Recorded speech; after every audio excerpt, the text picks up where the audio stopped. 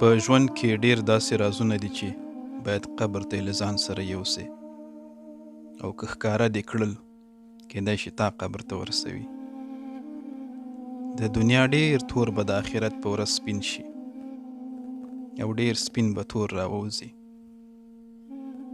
دې دنیا کې مشهور کړل شوي ډیر کافر، منافقین او مرتد به د مسلمانانو او مؤمنانو په صف کې راوچت شي.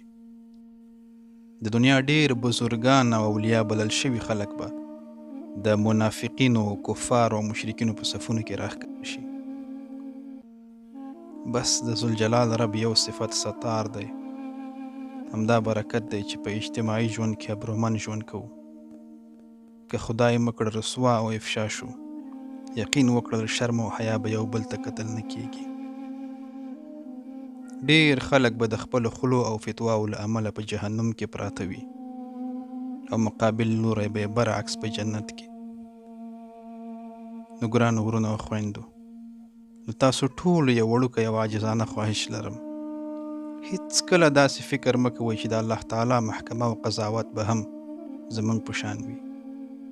د خپل ځان غم وخورئ، د بل چا په حق کې د جنت او دوزخ ټیکه مه اخلئ. هر انسان د خپلو اعمالو مسؤل دی، هر انسان. الله تعالی دې لومړی ما او بیا تاسو ټولو ته هدایت او مغفرت نصیب کړي. آمین یا رب العالمین.